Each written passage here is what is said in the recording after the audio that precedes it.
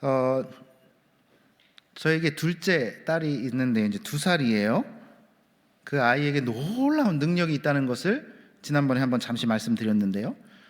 빵에다가 잼을 발라주면요, 이 아이는요 잼을 다 발라 먹고 다시 그 빵을 원래 상태 하얀색으로 돌려서 저에게 줍니다. 놀라웠어요. 어떻게 이렇게 깨끗하게 다 발라 먹고 빵은 건들지도 않고 주는 거예요. 축축해졌죠. 침만 젖은 거죠. 네. 이야, 나도 헷갈리는 거야. 내가 너 빵 먹으라고 잼 발라줬나, 잼 먹으라고 빵 말라줬나, 막 나도 헷갈리게 하는 거예요. 아직 말을 못 하거든요. 이야, 그런데 이 능력이 정말 놀라운 능력이구나라는 것을 다시 한번 확인한 순간이 있었습니다. 시리얼을 먹이려고. 왜냐면 그 견과류가 몸에 좋다 그래요. 견과류가. 근데 아이들이 견과류를 딱딱해서 잘 안 먹어요. 안 좋아하고. 그래서 견과류가 갈려 들어간 시리얼, 이제 다른 달달한 과자들하고 섞여 있는 시리얼에 우유를 말아주면 얘네들이 모르고 가루로 된 견과를 먹겠구나 줬어요. 웬걸, 세상에나 우유에 담겨진 시리얼을 입에 한 입 물고 우물우물 하더니요, 가루로 된 견과류만 쏙 뱉어버리는 거예요. 이야, 제가 그때 참아야 되는데 2살짜리 앞에서 화를 냈어요. 야, 내가 너 이 견과류 먹으려고 이거 사준 건데 너는 이것만 쏙 뱉어버리냐? 여러분, 2살 난 아이와 내일 모레 40인데요 한번 싸우니까 인생의 쓰라린 맛이 느껴지는 거예요. 2살짜리랑 한번 싸워보실래요, 여러분? 네. 그런 거구나. 이게 인간이구나. 중요한 것과 중요하지 않은 것을 구분 못할 때가 있겠구나, 이런 생각을 했습니다. 인간이 나약하다고 할 때 우리는 여러 가지 그 예를 들 수 있는데, 한 가지는 뭐냐면 인간이 나약한 것은 본질과 비본질을 구분 못하는 나약함입니다. 본질과 비본질을 구분 못하는 나약함이에요. 그런데 이 나약함이 한순간에 악함으로 변할 때가 있습니다. 구분 못하는 것을 넘어서서 이제는요, 어떻게 하냐면 이 비본질의 것을 본질처럼 사용하는 경우들이 너무나 많습니다. 이것은 악함이거든요. 우리가 죄인이라고 할 때 단순히 무슨 범법을 해서 나쁜 짓을 해서 죄인이 아니라 이런 본질과 비본질을 망각하고 도리어 비본질을 본질인 것처럼 앞서는 경우가 있기 때문에 그렇습니다. 여러분, 세계사를 공부해 보시면 전쟁사들이 많이 있어요. 전쟁이 왜 일어났을까요? 인간의 끊임없는 욕망을 우리는 과거의 역사를 통해서 알아볼 수 있거든요. 왜 전쟁이 일어났을까? 왜 노예 시장이 합법화되었을까? 왜 인간을 학살했을까? 그 이면을 살펴보면 이 본질을 포장했던 가짜의 비본질적인 것들을 본질처럼 사용했던 비극적인 역사들이 인간의 역사라는 겁니다. 그래서 인간이 죄인이라는 겁니다. 하나의 예를 들었을 뿐입니다. 그래서 여러분, 어떤 시대든지 위대하게 쓰임받았던 사람들은요, 오늘날에도 마찬가지예요. 본질과 비본질을 구분할 줄 알고 이것을 넘어서서 본질을 붙잡는 자가 이 시대에 쓰임받는 자입니다. 어딜 가서든지 존경받는 자는 본질을 끝까지 붙잡는 자입니다. 세상은요, 껍데기와 같은 비본질이 본질이라고 말합니다. 이게 진짜라 그래요. 그러나 우리는 그것을 알고, 본질과 비본질이 무엇인지를 정확히 알고, 아무리 많은 사람들이 가짜가 진짜라고, 껍데기가 진짜라고 얘기해도 그리스도인은 하나님 앞에서 나는 아니라고, 이게 진짜라고, 본질이라고 아무리 작은 수가 말을 해도 그것을 향하여 끊임없이 붙들고 나아가는 자들이 시대에서 쓰임받더라 라는 말씀입니다. 타협하지 않고요, 뚝심을 가지고 본질을 붙잡는 자가 되시기를 바랍니다. 2022년도 첫 주일을 맞이하면서요, 올 한 해 우리 코람데오 형제 자매들 여러분도 이 신앙의 본질이 무엇인지를 한 해 동안 고민하고 하나님 말씀을 연구하고 내 삶에서 그 본질로 여겼던 것들을 끝까지 붙잡고 나아가시는 한 해가 되시기를 바랍니다. 첫 번째, 솔라 그라티아. 솔라 그라티아. 라틴어예요. 오직 은혜로라는 라틴어입니다. By grace alone. 기독교, 우리가 믿는 개혁신학, 기독교를 시작하면서 이전에 이제 로마 카톨릭 교회겠죠, 구교에서 우리는 정말 신앙의 본질을 추구하겠다라고 하면서 5가지를 외치면서 나왔어요. 저 5가지. 일명 5 솔라라고 그래요. 솔라, 오직, 솔라 스크립투라. 저거는 오직 말씀으로만. 이전 교회들은 그렇지 않았거든요. 하나님의 말씀과 교회의 전통을 동등시했어요. 무슨 말이냐면 하나님의 말씀을 해석하는 전통들을 우선시했다고요. 교황의 해석이 중요했고 사제들의 해석이 중요했어요. 그러나 우리는 신앙의 본질을 찾으면서 by scripture alone, 오직 성경은 성경으로만 해석되어야 합니다.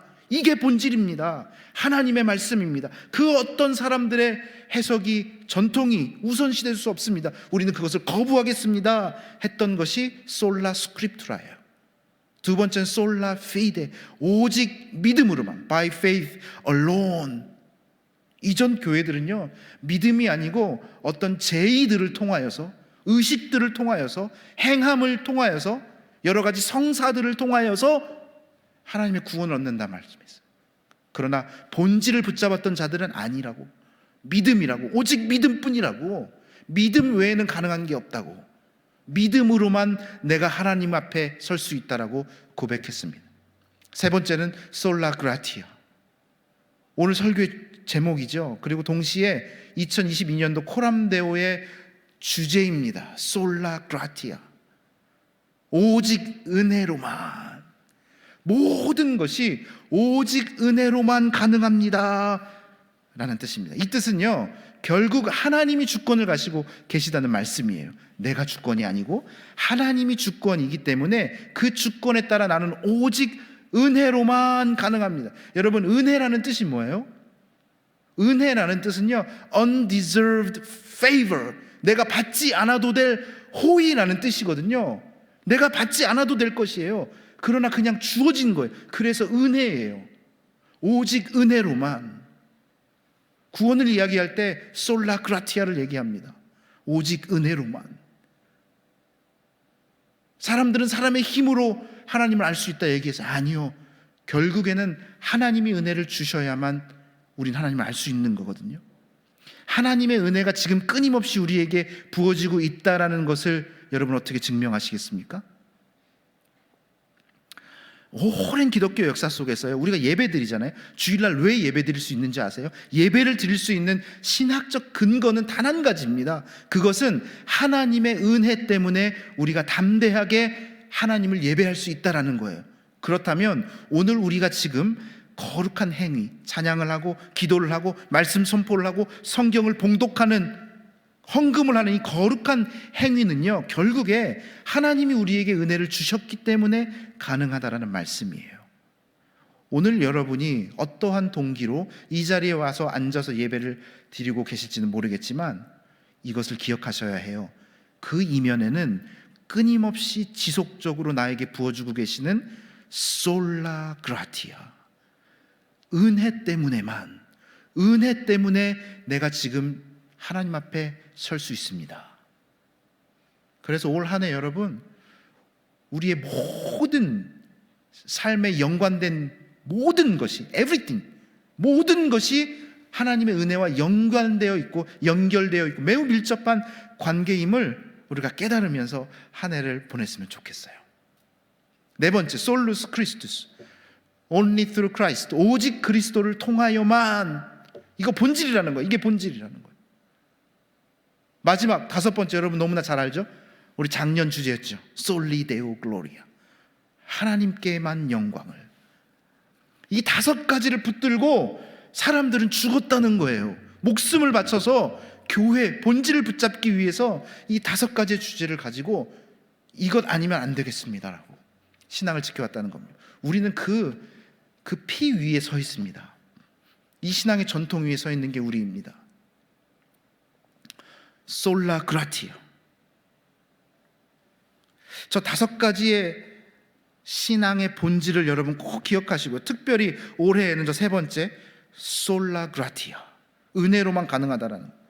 은혜가 없으면요 그냥 nothing이에요. 무예요. 무. 없을 무.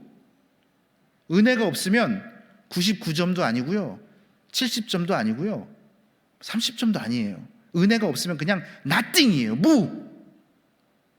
그래서 은혜 아니면 찬양하잖아요. 은혜 아니면 나아갈 수 없다고, 예배할 수 없다고, 내가 여기에 설 수 없다고. 이것이 본질이라는 말씀입니다.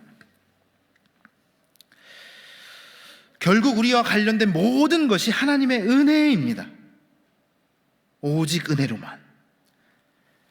그래서요 3가지 코람데오의 정체성, 22년도의 정체성을 저렇게 세워봤습니다. 첫 번째, 다 같이 시작. 하나님의 은혜가 충만한 예배 공동체이다라는 거예요. 우리의 정체성은 이거. 정체성은 나는 무엇이다 이거잖아요. 우리는 예배 공동체인데 그것은 뭐예요? 은혜가 충만한 예배 공동체. 여러분 예배 오시면 하나님의 은혜를 누리면서 가셔야 돼요. 하나님의 은혜가 이곳에 있기를 사모하면서 가셔야 돼요. 하나님의 은혜 때문에 우리가 이 자리에 있는 거거든요. 은혜로다. 하나님 나에게 어떤 은혜를 오늘 주실까요? 하나님 부어주시는 것을 기대하는 예배 공동체. 2번째, 다 같이 시작. 십자가 구속의 은혜. 그 은혜는 무엇이냐? 분명하죠. 십자가 구속의 은혜예요. 십자가의 사건 때문에 가능한 은혜, 피값으로 세우신 예수 그리스도의 목숨과 바꾼 그 은혜. 우리는 은혜의 공동체라는 거예요. 은혜 아니면 설명할 수 없는 공동체라는 거예요. 3번째, 다 같이 시작. 자, 이게 중요한데요, 사명 공동체이다. 우리는 예배 공동체, 은혜 공동체는 곧 결국 사명자로 부르고 계신다는 하나님의 음성을 듣는 공동체예요. 우리는 모두가 사명 공동체가 되는 거예요. 사명이라는 건 뭐예요? 하나님이 나에게 부여하신 임무잖아요. 내가 그것을 붙들고 살아가는 것을 사명자라고 합니다. 그래요 여러분, 올 한해 솔라 그라티아, 오직 은혜로만. 그리고 우리 코람데오는 예배 공동체, 은혜 공동체, 사명 공동체. 이것을 향하여 어떤 사역이든 초점을 맞추고 나아갈 것입니다. 2번째, My story, His story. 제가 좋아하는 찬송가 중에 하나인데요, 가사가 이렇습니다. This is my story, this is my song, praising my Savior all the day long. This is my story, this is my song, praising my Savior all the day long. 이 찬송 아세요 여러분? 한국말로도 번역돼서 288장.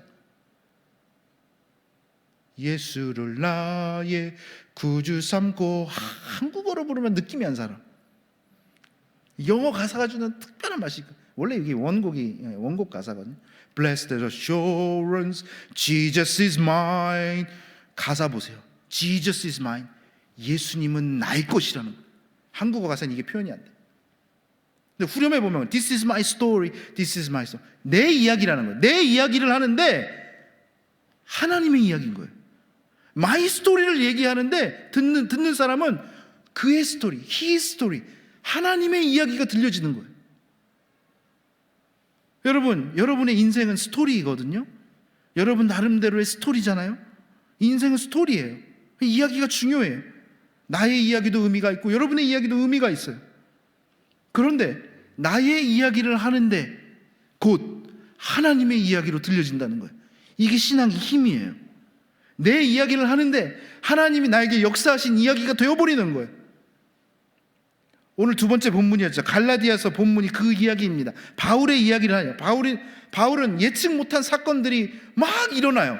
오늘 본문에도 보면 3가지로 나눠요. 3 부분으로 나오는데 과거, 현재, 미래에 대해서 내가 유대인이었을 때, 유대교에 몸담고 있었을 때, 내가 바리새인이었을 때, 과거, 지금, 미래 얘기를 하는데요. 여러분 나중에 성경을 곱씹어서 읽어보세요. 바울은 마이 스토리를 얘기하는데 우리는 그의 이야기 속에 누구를 봐요? 하나님을 보고 있는 거예요.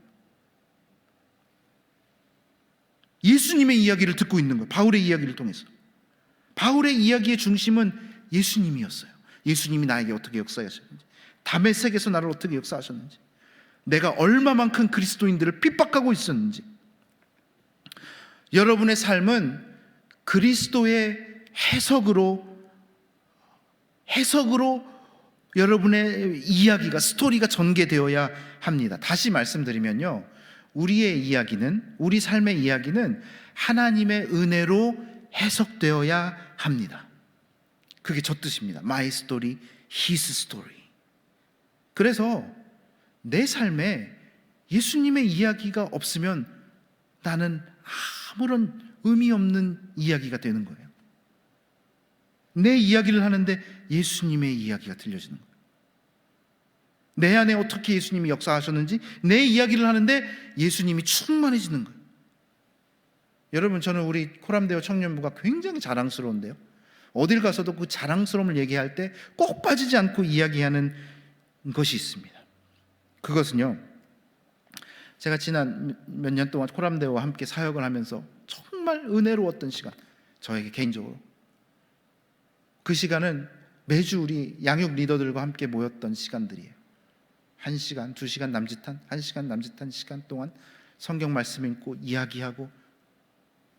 놀랍지 않아요? 마이 스토리를 얘기해요.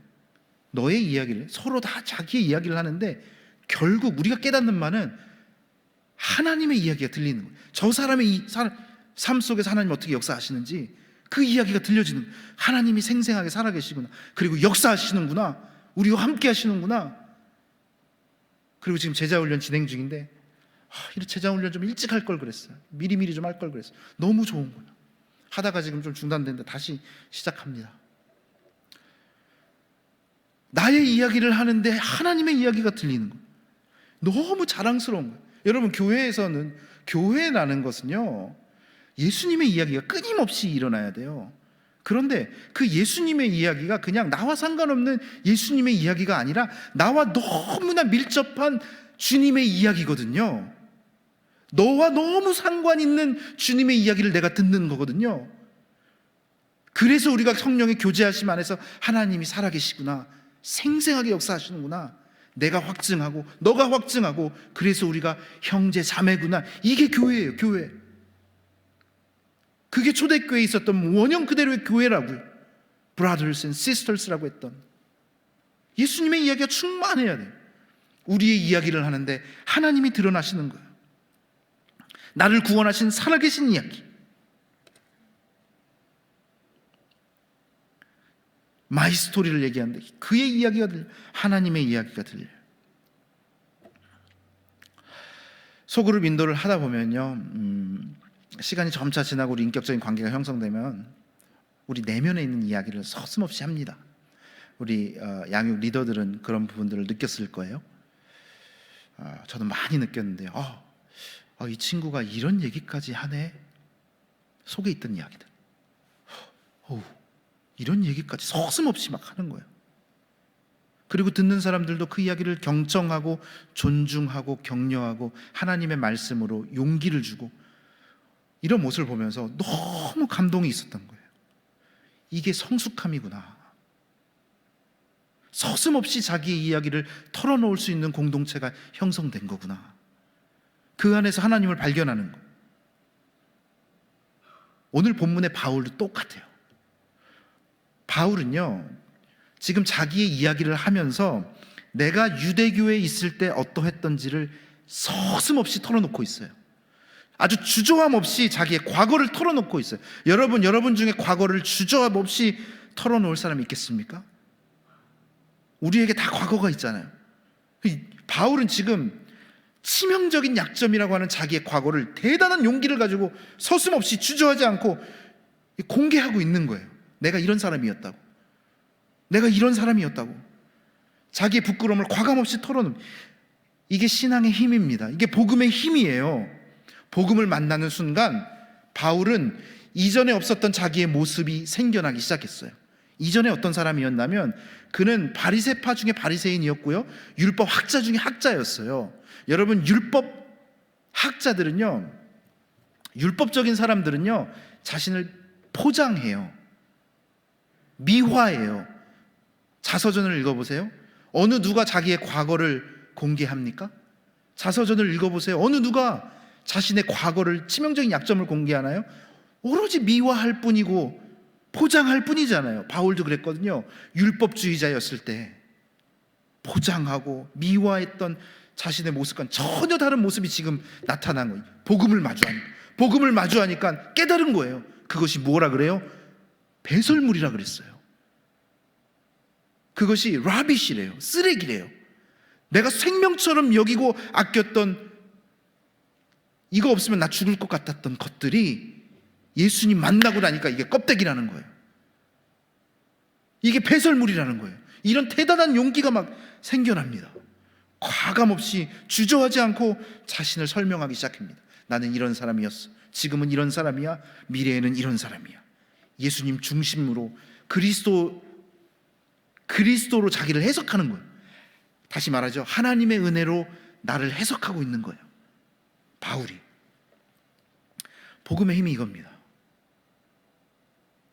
복음이 지나간 자리에는요, 자유함이 있어요. 복음이 왔다가 지나가면요, 나를 얽매이고 있었던 그 어떤 것들로부터 자유하기 시작해요. 껍데기와 같은 것을 하나씩 버리게 되는 용기가 생겨나는 거예요. 죄책감으로부터 억눌려 있었던 나의 마음도 자유하기 시작하는 거예요. 어둠 속에 있었던 나의 과거들도 복음이 지나가니까 자유하기 시작하는 거예요. 어떠한 얽매임이 이제는 하나님 앞에서 나는 자유하기 시작하는 거예요. 어쩌면 바울에게는 오늘 우리가 얘기하는 솔라 그라티아, 이 은혜라는 주제는 바울에게는 굉장히 무거운 주제입니다. 아마 바울에게는 하나님의 은혜라고 했을 때 자기가 목숨같이 여겼던 것들을 다 버렸던 기억이 날 겁니다. 껍데기와 같았던 바리새인 중에 바리새인이었고 율법주의자였던 그의 모습이 생각날 거예요. 다 버렸거든요. 이거 다 가짜라고, 배설물같이 여기게 되었다고, 볼품없었다, 인간의 자랑이 볼품없는 것이라고 나는 안다. 그래서 담대해지기 시작합니다. 여러분, 오늘 우리 성경 말씀, 첫 번째 성경 말씀 그거였죠. 은혜 때문에 내가 담대하게 나아가노라. 어디에? 주님께로 나아간다는 거예요. 은혜 때문에 내가 담대하게 주님 앞에 나아갈 수 있습니다. 우리 주변에도 이 과거의 힘 때문에 현재의 삶에 억눌려 있는 사람들이 많이 있습니다. 혹시 여러분 중에도 그런 분 계시다면 오늘 하나님 붙드시기 바라요. 죄책감 때문에 얽매여 있는 나의 현재, 과거의 어두움 때문에 현재의 삶에 꽁꽁 묶여 살아가는 사람이 많은데 복음을 만나면, 복음이 지나간 그 자리에는 자유함이 있더라. 하나님의 은혜가 나에게 임한다면 우리는 자유해지기 시작합니다. 담대해지기 시작합니다.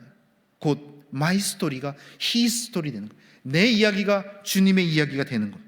곧 여러분의 이야기는 하나님이 어떻게 역사하셨는지 생생한 살아계신 하나님의 이야기입니다. 복음이 우리의 삶을 지배해야 합니다. 과거로부터 자유하는 능력이 우리에게 자리 잡습니다. 마지막 세 번째, 선택과 부르심. 저는 아이들과 마트에 가면요, 정말 지나가기 싫은 코너가 있습니다. 장난감 코너입니다.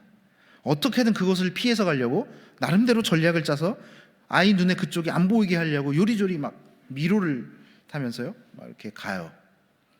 왜 그러나 하면 예상하시겠죠? 아이가요, 장난감을 보면 갖고 싶어 해요. 그런데 하나만 갖고 싶어 하지 않아요. 보통 10개를 갖고 싶어요. 한번 가면. 뽀로로가 있네?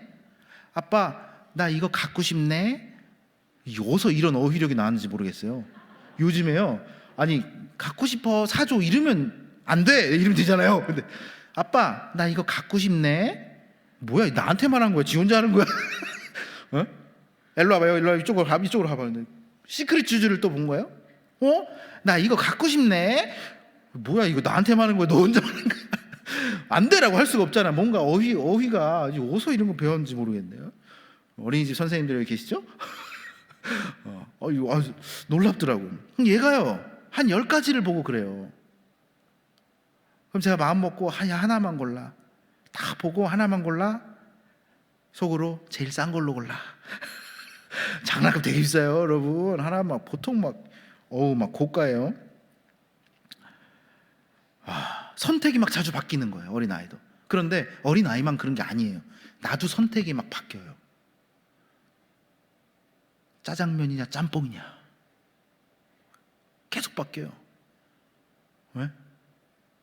뭐 또 소고기냐 돼지고기냐 된장찌개냐 김치찌개냐 막 계속 갈팡질팡한다. 제일 좋은 거는 소고기를 먹고 입가심으로 삼겹살을 먹고요, 디저트로 냉면을 드시면 돼요. 여러분, 제가 얼마 전에 설교하다가 내가 소고기 먹는 꿈을 꿨습니다라고 한번 얘기한 적이 있는데, 그걸 기억하시고요. 우리 집사님 한 분이 저희 집에 소고기를 막, 진짜 인생 그때만큼 행복한 적이 없더라. 우와, 소고기를 종류별로 막 너무 행복했어요. 근데요, 여러분 놀라지 마세요. 엊그저께 그 아파트 주민이셨을 거예요, 그 집사님. 엊그저께 우리 아파트 주민 한 명이 또 오셨어요. 우리 송건이 형제가 작년 임원들하고 같이 이렇게 저를 위해서 선물을 샀대요. 그래서 내가 선물을 여러분께 드려야 되는데 이런 선물 맞춤 선물이라 꼭 받아주래. 어떤 맞춤일까 기대를 했어요. 소고기야, 종류별로. 살치살, 부채살. 와, 인생 이렇게 행복한 줄. 소고기는 나를 너무 행복하게 해요. 재밌죠? 우리 소고기 좋아하시는 분들 소고기 한번 구워 먹으러. 우리 선택을 막 못한다는. 여러분, 그런데요, 여러분 잊지 마세요. 하나님이 선택한다는 것은요, 우리가 선택한다는 개념을 초월합니다. 상상하지 못하는 선택이에요. 하나님이 여러분을 구원하기로 선택했다는 것은요, 나는 살면서 내가 구원을 받았나? 내가 구원을 받은 삶인가? 나 구원 못 받으면 어떡하지? 우리는 흔들리고 의심하고, 나 엊그저께 죄를 지었는데 하나님 나 버리신 거 아닌가? 의심하고 두려워하는데요, 하나님은요, 내가 너를 구원하기로 선택했다면 나는 너를 끝내 구원할 것이야. 아멘이시죠? 하나님의 선택은 그런 거예요. 그걸 택정함이라 그래요. 예정하심이라 그래요. 다른 말로 perseverance of the saints라고 해요. 성도의 견인이라 그래요. 하나님이 붙드시면 마침내 시작하신 것을 끝까지 이루어 주신다. 하나님이시라는 거예요. 그래서 인간이 아니에요. 오늘 본문에 그 말씀이 나와요. 15절 말씀 한번 보시면 다 같이 시작. 내 어머니의 태로부터 나를 택정하시고 그의 은혜로 나를 부르신 이가. 잘 보세요. 15절에 첫 단어가 그러나, 자기의 과거를 얘기하다가 그러나 이 시점부터는 바뀌어야 됩니다. 변화가 시작된 거예요. However, but, 그러나 내가 알지 못했던 그 순간, 어머니 태 속에 있을 때 나를 택정하셨다는 거예요. 바울이 이야기하는 거예요. 하나님이 나를 선택하셨어. 그 택정하심으로, 그 은혜로, 또 은혜가 나오죠. 나를 부르셨다는 거예요. 깨달은 거야. 바울이 깨달은 거예요. 하나님을 만나니까, 은혜가 무엇인지 아니까 깨달은 거야. 이 터닝 포인트라고 그러잖아요. 변화의 시점이 이때 있는 거야. 그러나부터 완전히 달라져. 하나님이 택정하셨다. 하나님이 나를 선택하셨다는 그 말씀은요, 어떤 의미가 담겨 있는지 아십니까? 하나님이 나를 선택하셨다는 그 이면에는요, 나의 소중한 가치를 하나님이 알고 계시다는 말씀이에요. 하나님의 눈에 내가 얼마나 소중한 가치인지를 하나님이 보셨고, 그래서 나를 선택하셨다는 말씀이에요. 그래서 은혜를 입은 거예요. 그래서 소명이 생겨요. 소명, the calling 그러잖아요. 부르심, 소명. 여러분, 왠지 소명이라고 하면 신학생들만 소명 받았다고 생각하죠. 천만의 말씀이에요. 모든 그리스도인들은 소명자입니다. 하나님의 부르심을 입은 자들이에요. 그 소명에 따라 사셔야 됩니다. 소명의식이 있냐 없냐라는 것은 하나님이 나를 부르신 것을 아냐 모르냐, 하나님이 너를 부르셨냐, 이 말이에요. 하나님이 나를 부르셨다는 것을 알면, 다시 말해 소명의식이 있으면 목적이 생겨나요. 그 소명을 알기 때문에 하나님은 오늘도 우리를 끊임없이 부르시거든요. 여러분, 귀에 안 들린다고 나 안 부르시는 것 같죠? 성경을 보면요, 하나님은 끊임없이 부르고 계셨어요. 아브라함아 아브라함아, 야곱아 야곱아, 사무엘아 사무엘아, 계속 부르고 계시는 거예요. 이 부르심 앞에 응답한 자들이 소명의식이 있는 자들이었거든요. 아니요, 좀 이따가요, 좀 이따가 좀 갈게요. 조금 하나님, 좀 할 일이 좀 있어요. 내가 조금만 더 스펙 좀 쌓고요, 조금만 더 내가 결혼하고요, 내가 여자친구 남자친구 생기고요, 조금만 돈 좀 벌고 취직 좀 하고요, 졸업하고요. 언제까지 그럴 거예요? 언제까지 하나님의 부르심 앞에 우리가 언제까지 핑계대고 있을 겁니까? 삶이 혼란스럽잖아요. 여러분, 삶이 만약에 혼란스럽잖아요. 내가 지금 뭔가 무의미하고 허망하고 허탈하잖아요. 한 가지 체크해 볼 것인데, 그것은요, 내가 하나님의 소명 앞에, 다시 말할게요, 하나님의 부르심 앞에 응답하고 있느냐 없느냐를 살펴보셔야 해요. 내 삶에 뭔가 혼탁하고 그래요? 그렇다면 하나님이 나를 부르시는데 나는 무엇의 부르심을 받고 있느냐를 고민해 보셔야 해요. 물질의 부르심에 얽매여 있는가? 어떤 욕망의 부르심에 얽매여 있는가? 어떤 부르심에 매여 있는가? 나는 하나님의 부르심에 메인바 되어야 하는데, 그래야 내가 소명자로 살아가는데 자꾸 우리는 다른 것에 매이려고 거기 나 좀 메워줘 막 이러고 있다라는 거예요. 얼마나 슬픈 현실인가요? 에베소서 4장에 이런 말씀이 있습니다. 너희는 부르심에 합당하라. 하나님의 부르심에 너희가 합당하여야 할진데, 하나님의 부르심을 알아야지. 그리고 그 부르심 앞에 응답하는 삶을 살아야지. 합당해야지. 비합당하면 안 되는 거예요. 다른 거에 부르심을 쫓아가고, 우리의 삶에 활력이 있고 에너지가 넘치려면 소명이 있어야 돼요. 하나님이 나를 부르신다는 이 확신,